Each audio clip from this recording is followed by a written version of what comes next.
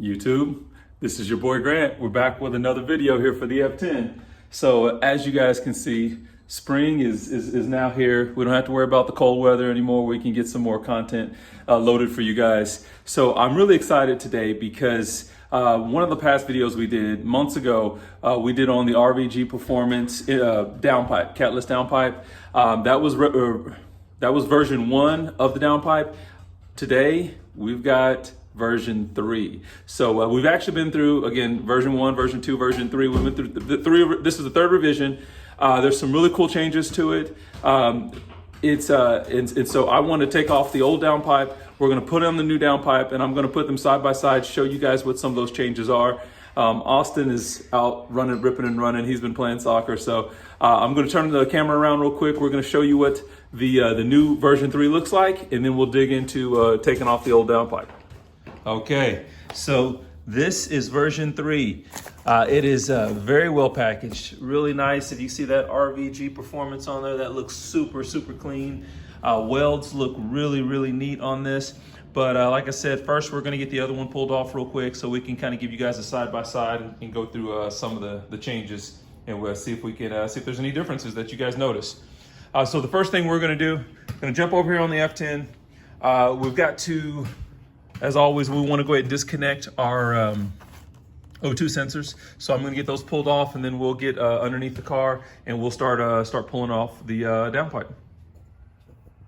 Okay, so step 1, we use some fishing line, just tied up these O2 sensors.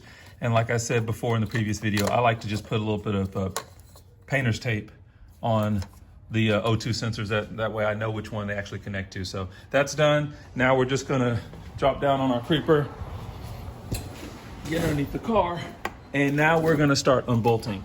So you have the bolts here that actually go all the way down on, you're gonna take that entire cover off. My cover, as you can see, was already torn off with the previous owner. So again, next video we'll probably be building a skid plate, but we're gonna go ahead and start taking these all out. They're 8mm bolts, so we're gonna start removing those now. Okay guys, we are now under the car, and if this is your first time ever removing the downpipe on your N55 powered F10, there's a couple things you want to see here. So first of all, this bolt here, 15mm, that's got to be removed. Sometimes this can be tricky just because of, rust and everything being underneath the car. So sometimes you might want to hit it with some WD-40. This is a 13mm here. That of course is going to be right there on the side of the downpipe. I believe the stock downpipe will actually have an additional one, but most of your Catless downpipes only have one 13mm there. And then if you can see up in here, you've got your V-clamp back here. That has to be removed as well. That is also a 13mm. So we're gonna get all of those bolts off real quick and see if we can't get this this downpipe drop down. Okay, and here we have a side-by-side version 1 and version 3 of these downpipes. And as you guys probably remember from the first video when I did the install on the version 1, I was really, really impressed with this one.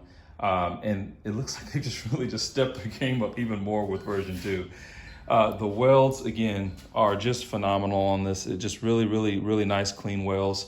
If you can see here, even on the mounting tabs that they had previously from the old version, you can see how that was welded on there, just single bead and then tacked on the side. These are just, looks like they're seal welded all the way around. The material is actually smoother so that you don't actually cut yourself. And they actually have both tabs that the original downpipe had. So that's actually a change with this new version. Not sure if you guys can see, just looking at the downpipe itself. The version 1 is 3 inches. It looks like this version 2, I want to say the spec sheet is showing that the body of this is actually 3.5 inches. So just slightly larger, which is really cool. Your flex section has moved a little bit. The flange here is actually CNC machined. It's actually even nicer than it was on the previous version.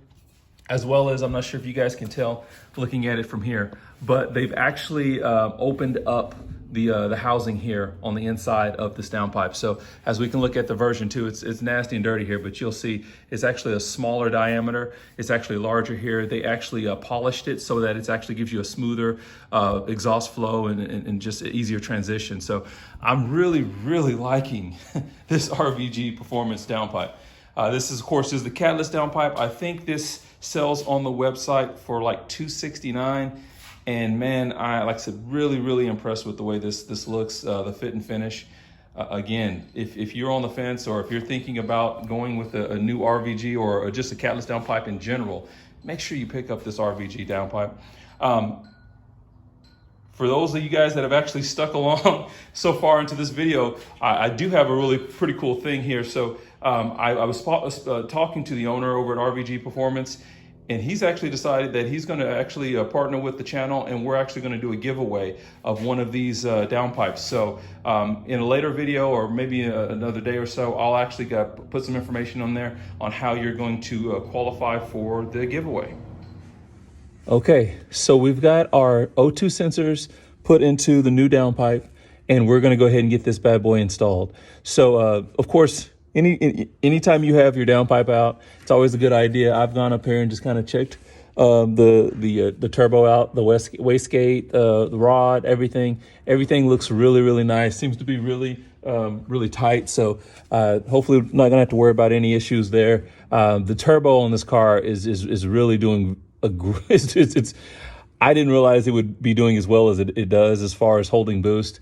On most of my logs, I can get anywhere up to, I think my max is usually pretty consistently around 21.8 pounds of boost, which is, I think, really great for a 10-year-old car with 145,000 miles. So really, really, really impressed with that. But now we're going to go ahead and start putting this downpipe in. One of the first things you're going to want to do is actually get your downpipe to slide in to your exhaust here. So we're going to go ahead and start working that in now.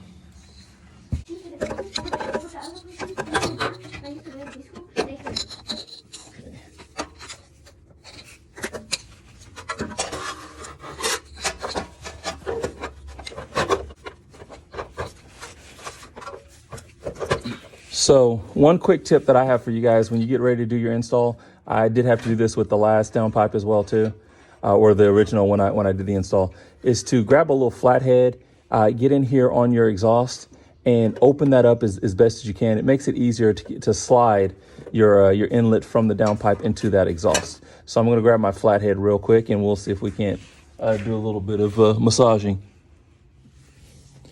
Okay. And so we have the new downpipe installed, or partially installed. We have it now seated inside our exhaust, which you can see here. And then we've got both tabs actually on the bolts that are necessary. So there's one there, and you can't see if you can get back there. The other one's above the O2 sensor, so it's hard to see. That was probably one of the more difficult parts, just because the old version 1 downpipe only had the one tab, and so that was easy to get on. It's a little bit more difficult to just clock the downpipe properly to get both of those bolts on, but it can be done. It just took a little bit extra time versus the other version. So, but this will actually give you a lot more, I guess, a solid connection.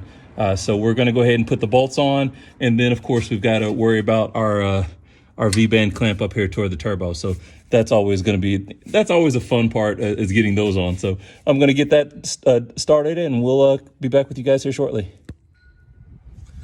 Okay guys, we are all buttoned up. We've double checked our bolts, so we're tight here. Tighten down both nuts up top, holding mounting the downpipe to the motor, or basically to the bell housing, and then we've tightened down our V clamp, and that's good and tight. So fitment is absolutely perfect on this downpipe. So now only one thing left, and that is a cold start.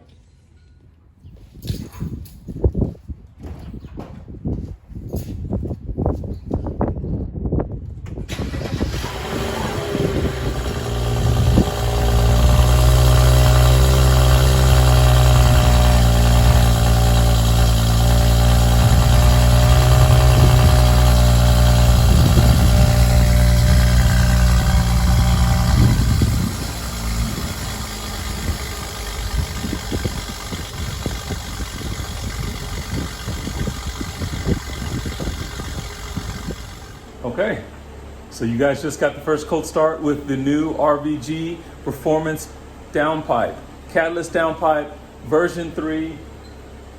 Man, I expected really good quality out of this new downpipe, but I didn't think it was going to be that good. So, guys, it is really nice. So if you're on the fence, make sure you jump out there, get on the website, pick up one, because like I said, for the quality that it is, I think it's probably the least expensive Catless downpipe on the market. So definitely do it, make it happen. Get to modding your N55 F10 as well too. If this is your first time to the channel, make sure you like and subscribe. I want to try to keep this content coming from you guys, as well as we will have a giveaway for the new RVG Performance version 3 Catless downpipe. So I'm going to get that information in a quick short video for you guys as well too. Make sure you guys are subscribers, and we will see you guys in the next video. Bye. Bye.